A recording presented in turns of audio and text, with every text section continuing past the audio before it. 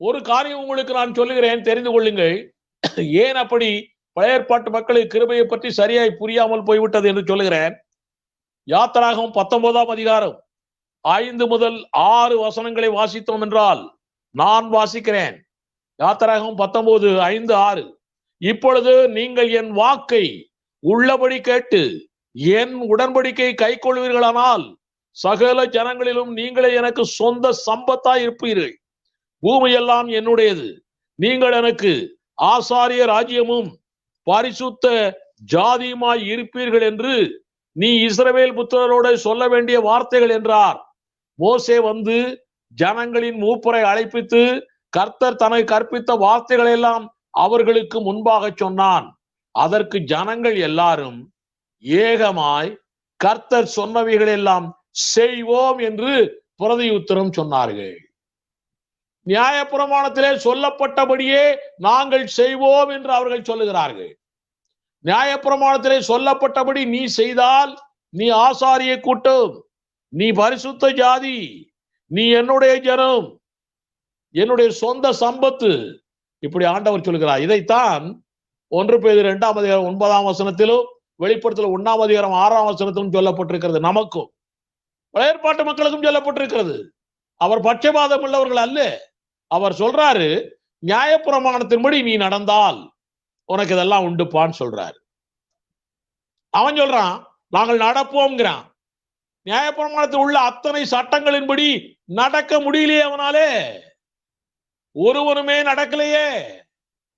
அதனால அவனுக்கு அப்படிப்பட்ட பெரிய சிலாக்கியம் கிடைக்காமல் போய்விட்டதே. அப்போ அவன் என்ன சொல்லணும்? அவனிடத்துல கீழ்ப்படிதல் இல்லாதனாலே, தாழ்மை இல்லாதனாலே கிருபைக்கு பலனளிக்கவில்லை. அவன் அப்ப என்ன ஆண்டவரே, எவ்வளவு நியாயப்பிரமாண சட்டம் கொடுத்தாலும் சரிப்பா, உங்களுடைய கிருபை இருந்தா தான் எங்களால அந்த சட்டத்தின்படி நடக்க முடியும்பா, எங்களால முடியாதுப்பா, இப்படி சொல்லி இருந்தால் அன்றைக்கே ஆண்டவர் அவர்களுக்கு ஒரு பெரிய சாக்கியத்தை பாக்கியத்தை கொடுத்திருப்பார். அவர்கள் தாழ்மை இல்லை, கீழ்ப்படிதல் இல்லை. அவர்கள் சுயாதீனமாய், அவர்கள் சுயநலமாய், சுயமாய் சொல்லிவிட்டார்கள். கிருபையை பற்றி அவர்கள் சிந்திக்கவே இல்லை. அதனாலே தான் நியாயப்பிரமாணம் வந்துச்சு பத்தியலா, வந்த உடனே அவர்கள் கிருபையை பத்தி சிந்திக்கிறது இல்லை, நாங்க சட்டப்படியே நடப்போம்னு சொல்லிட்டாங்க. அதனாலே ரோமர் 5ஆம் அதிகாரம் 13ஆம் வசனத்தில் சொல்லப்பட்டிருக்கிறது பாருங்க, நியாயப்பிரமாணம் கொடுக்கப்படுவதற்கு முன்னும் பாவம் உலகத்தில் இருந்தது. நியாயப்பிரமாணம் இல்லாதிருந்தால் பாவம் எண்ணப்பட மாட்டாது. சீராய்மணிக்கு முன்னாலேயும் பாவம் உலகத்திலே இருந்தது, நம்முடைய மக்கள் மத்தியிலே இருந்தது. ஆனால் அதை கவுண்ட் பண்ணல ஆண்டவர், அவனுக்கு சட்ட திட்டம் கொடுக்கல. இப்ப சட்ட திட்டம் கொடுத்துட்டாரு, நான் சட்டப்படியே நடப்பேன்றான். அப்போ அதுக்கு முன்னால உள்ளவனுக்கு கிருபையாய் நடத்தி கொண்டு போகிறார். இப்போ சட்டம் கொடுத்து உன்னை ராஜரீக ஆசாரிய கூட்டமாய் மாத்த போகிறேன், சொந்த சம்பத்தாய் ஆக்க போகிறேன், பரிசுத்த ஜாதியாய் ஆக்க போகிறேன் என்று சொன்ன உடனே இவன் கிருபையாய்த்தான் இந்த காரியத்தை செய்ய முடியும் என்று சொல்லாமல் சுயமாய் தன்னுடைய சுய சித்தத்தின்படி இதை செய்ய முடியும் என்று அவன் சொன்னதுனாலே, கீழ்ப்படிதல் இல்லாதனாலே, தாழ்மை இல்லாதனாலே அவன் நியாயப்பிரமாணத்தின்படி நடக்க முடியவில்லை. இதனால் பாவம் செய்கிறான். இந்த பாவம் கவுண்ட் பண்ணப்படுகிறது. நியாயப்பிரமாணம் வந்ததுனால பாவம் கவுண்ட் ஆகுது. கவுண்ட் ஆகி நிறைய பாவம் வந்து விடுகிறது. அதுக்கு முன்னால மாத்திரம் பாவம் இல்லையா? இருக்குது. இவனே இவனுடைய வார்த்தையினாலே, அந்த வார்த்தையை கிரியைகளினாலே காட்ட முடியாதனாலே, இவன் எப்பொழுதுமே மனிதன் பாருங்க, தன்னால் எல்லா காரியமும் செய்யவே முடியாது. தேவ கிருபை இருந்தால் மாத்திரம்தான் அவர் நம்மை தூக்கி விடுவார். 7 தரம் விழுந்தாலும் எழுந்தரிப்பான் என்றால் அர்த்தம் என்ன? எத்தனை முறை விழுந்தாலும் சரி, ஆண்டவர் தூக்கி விடுகிறார். எப்பொழுதாவது திருந்த மாட்டானா? இப்பொழுதாவது திருந்த மாட்டானா? அதுதான் கிருபை. உனக்கு தாழ்மை இருந்தால், உனக்கு கீழ்ப்படிதல் இருந்தால். இஸ்ரவேலருடைய கிரியைகளினாலே இப்படியாய் அவர்களுக்கு ஆகிவிட்டது. பாவங்கள் பெருகி கொண்டே போனது. இதை வைத்து நிறைய பேர் சொல்லுகிறார்கள், கிருபையே இல்லை, பாவங்கள்லாம் பெருகி போச்சு, அதனால கிருபையே இல்லைங்கிறாங்க. இயேசு வந்து நம்முடைய ஆண்டவராய் இயேசு கிறிஸ்து வந்து வழிமுறைகளுக்கு நிஜமாய் மரித்தார். வழிமுறைகளை பற்றி ஏற்கனவே சொன்னேனே, அதுக்கு நிஜமாய் அவர் மரித்தார். நியாயப்பிரமாணம் அவரோடு ஒளிந்தது. புதிய மார்க்கம், புதிய சபை இயேசு கிறிஸ்துவாலே சிலுவையிலேயே சிருஷ்டிக்கப்பட்டது. எபேசியர் 2:15 சொல்லப்பட்டிருக்கிறது, வாசிக்கிறேன். சட்டதிட்டங்களாகிய நியாயப்பிரமாணத்தை தம்முடைய மாம்சத்தினாலே ஒழித்து இருதரத்தாரையும் தமக்குள்ளாக ஒரே புதிய மனுஷனாக சிருஷ்டித்து, அந்த புதிய மனுஷன் தான் சபை. இந்த சபையை அவர் சிருஷ்டிக்கிறார். சபையை சிருஷ்டித்தார் சிலுவையிலே. சிலுவையிலே நியாயப்பிரமாணம் ஒழிந்தது, சபை உருவானது, சிருஷ்டிக்கப்பட்டது. சபை உருவாகி இப்ப இவர் கிருபையின் சத்தியத்தையும் விளக்கமாய் சொல்லிவிட்டாரா? அதனால இந்த சபையில சேர்றவன் கிருபையின் சத்தியத்தையும் புரிஞ்சுக்கிட்டு அதன்படியே நடக்க ஆரம்பிச்சான்னா, ரட்சிப்புக்குள்ள வந்து நடக்க ஆரம்பிச்சான்னா, இப்ப பாவங்கள் பெருகாது. ரோமர் 5:13 பாவங்கள் கணக்கில கூட்டி கூட்டி அதிகமாய் வராது. நியாயப்பிரமாணக்காரன் மாதிரி ஆகாது. நீ கிருபையை புரிந்து கொண்டால், கீழ்ப்படிதலும் தாழ்மையும் உன்னிடத்திலே இருந்தால், நிச்சயமாய் பாவங்கள் உன்னிடத்திலே பெருகாது.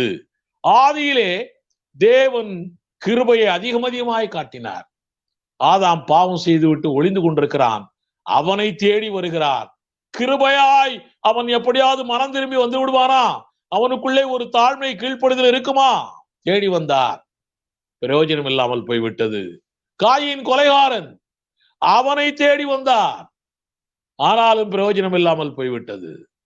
தேவன் காட்டிய கிருபை அன்றும் இன்றும் என்றும் மாறவே இல்லை. இயேசு கிறிஸ்துடைய மரணம், உயிர்த்தெழுதலால் அந்த கிருபை வெட்ட வெளிச்சமாய் கிறிஸ்தவன் மட்டுமல்ல, உலகமே அறிந்து கொள்ள முடிகிறது. கிருபையை தகுதி இல்லாதவனுக்கு கிருபை. உங்களுக்கு சொல்லுகிறேன், ரோமர் 5:8 இதையெல்லாம் நான் திங்க் பண்ணேன்னா என்னை அறியாமலே என்னுடைய ஆவியிலே கலங்குவேன்.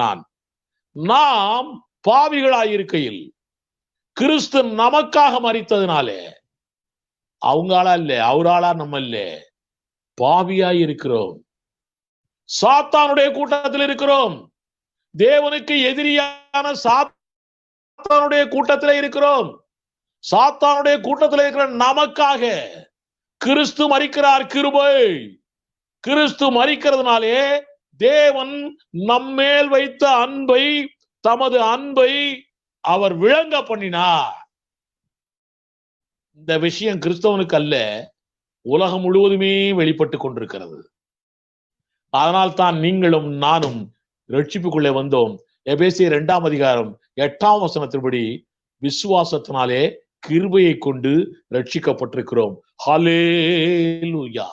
ஆக இயேசுடைய மரணம், உயிர்த்தெழுதலாலே இதற்கு நிழல் தானே அன்றைக்கு பலி.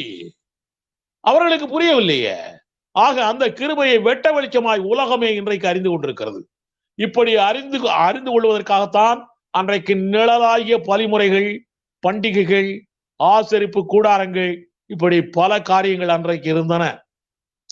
அதனால் பாவம், சாபம், தண்டனை, பரிகாரம், தேவ நீதி, நித்திய நியாய தீர்ப்பு எல்லாவற்றையும் அறிந்து கொள்ள முடியும். ஆசரிப்பு கூடாரத்திலே எல்லாவற்றையும் அறிந்து கொள்ள முடியும். அங்கே இருக்கக்கூடிய செயல்பாடுகளினாலே, நியாயப்பிரமாண செயல்பாடுகளினாலே எல்லாவற்றையும் அறிந்து கொள்ள முடியும்.